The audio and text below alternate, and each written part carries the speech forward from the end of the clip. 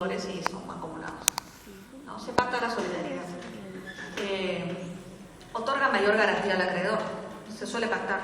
Por ello, el Código Civil debería optar por la opción más frecuente. Justamente las presunciones deben reflejar ese contrato perfecto que las partes pactarían, celebrarían, ¿no?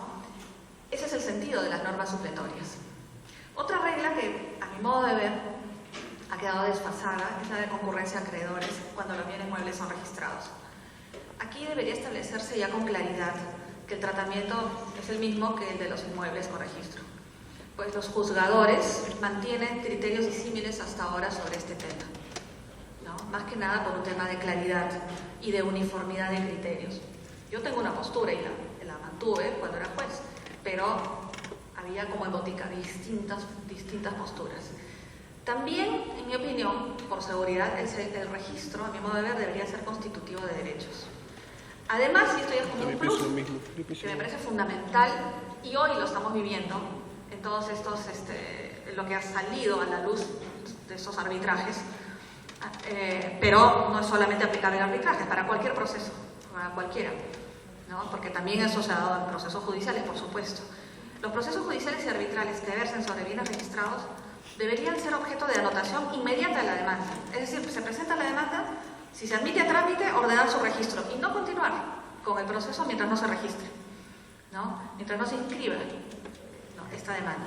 De ese modo se evitarían muchos de los actuales problemas del abuso arbitral y fraudulentos que se inscriben. Muy interesante. Porque los registradores, hace 2 semanas, ha habido un congreso motivado,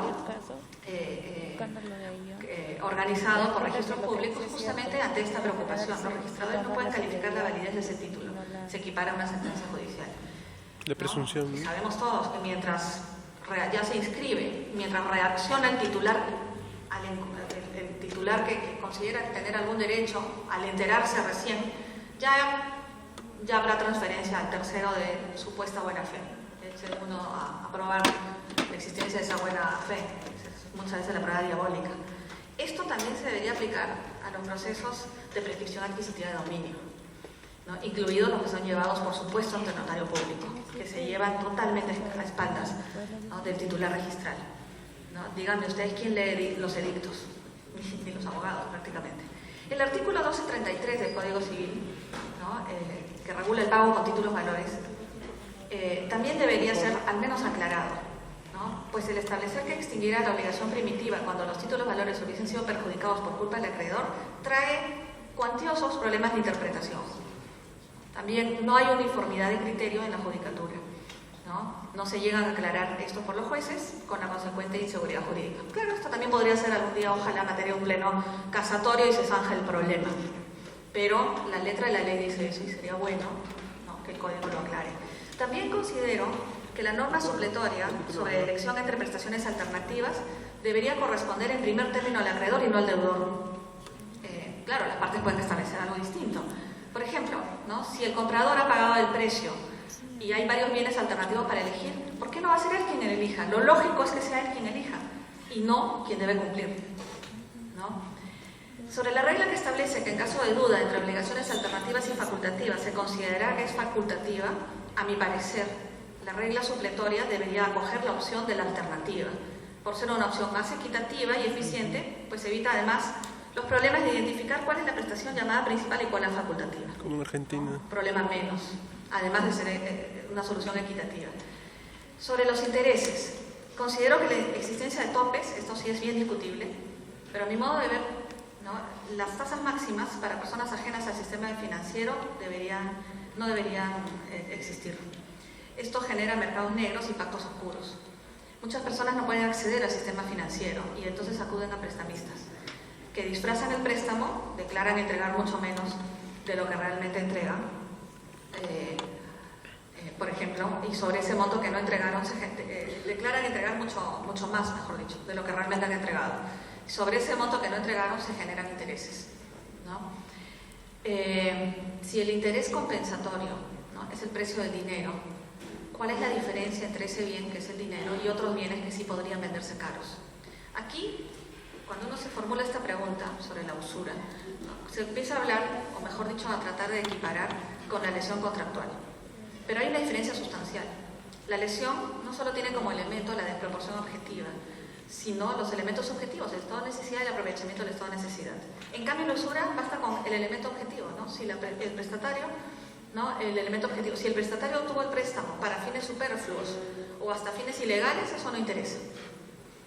Otro tema, y con esto termino, ¿no? El interés que debe abonarse en el pago indebido recibido de mala fe. El llamado pago indebido, y aquí en realidad coincido con el doctor Mario Castillo, ¿no? Cuando dice que, bueno, estamos acostumbrados a cierta terminología por más que no sea la más adecuada, cuando él mencionó el ejemplo de obligaciones que debería ser con prestación de dar, con prestación de hacer, con prestación de amor. Igual el pago indebido es una terminología pues contradictoria en sí misma, ¿no? Porque pago es cumplimiento de lo debido, entonces como hace un pago indebido. Es una entrega, ¿no? Es un desplazamiento patrimonial sin causa.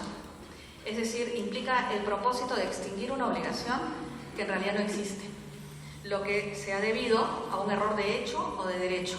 Nuestro código atribuye al pago indebido entonces un error de hecho o de derecho, a diferencia de otros códigos, ¿no? Cuyo espectro de causas es mayor. Pero bueno, para nosotros, por error de hecho o de derecho. Eso no es mi cuestionamiento. Esta entrega indebida, llamada pago indebido, recibe una respuesta explícita de nuestro ordenamiento, que establece el derecho de quien la realizó, quien entregó indebidamente, lo que no debía, de exigir su restitución a quien la recibió. Ello por cuanto importa un enriquecimiento sin causa típico, ¿no?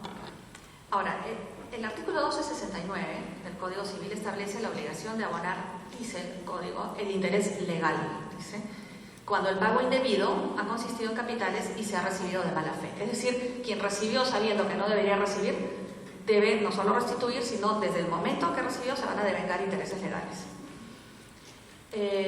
Nuestro código no especifica el tipo de interés, ¿no? Cree, posiblemente, que al decir interés legal ya está establecido el tipo de interés. Pero no, el interés legal es simplemente la fuente. La fuente puede ser convencional o legal, pero otra cosa es el tipo de interés, ¿no? La naturaleza, si es interés compensatorio o moratorio, y eso no lo dice el código. Hay una serie de otros artículos en otras figuras que tienen el mismo problema. Sabemos que el interés compensatorio, ¿no? Es una contraprestación por el uso del dinero. La terminología contraprestación supone de suyo un negocio jurídico en el cual se ha pactado prestación y contraprestación. Es por ello que este tipo de interés se considera lucrativo, una ganancia de capital, generalmente asociada al financiamiento, por lo que se trata de negocios a título oneroso. La normativa en general no hace mención expresa al interés legal compensatorio, por cuanto se encuentra básicamente en el ámbito de la voluntad de las partes, quienes pueden celebrar actos jurídicos gratuitos o onerosos de acuerdo a su autonomía privada, como sabemos. En cambio, el ordenamiento sí interviene en el caso de la mora, en obligaciones de dar suma de dinero, estableciendo que los intereses moratorios se devengan en estos casos, teniendo por finalidad indemnizar la mora en el pago. Dicho de otro modo, su función es resarcir al acreedor el daño producido por el incumplimiento o mal cumplimiento del deudor, siendo el pago indebido un supuesto extracontractual, porque se ha realizado una entrega patrimonial sin obligación que la sustente, ¿no? Considerar que los intereses legales a que se refiere la norma son de tipo compensatorio es contradictorio con el concepto de dicho tipo de interés, como podemos apreciar, que se genera fundamentalmente al interior de una relación jurídica obligatoria que lo prevé. Los intereses moratorios, por su parte, son devengados en toda obligación dineraria.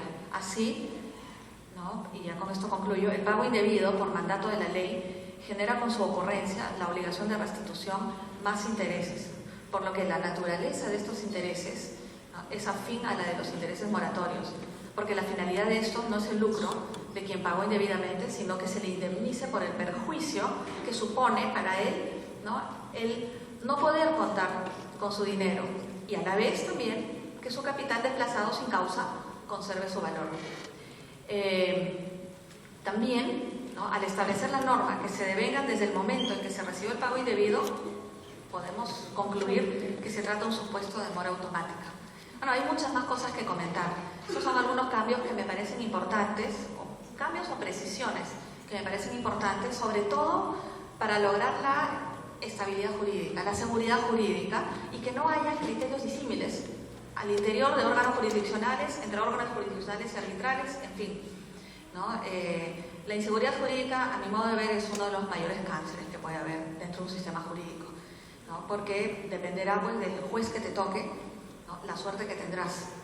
Y eso no debe ser tan aleatorio.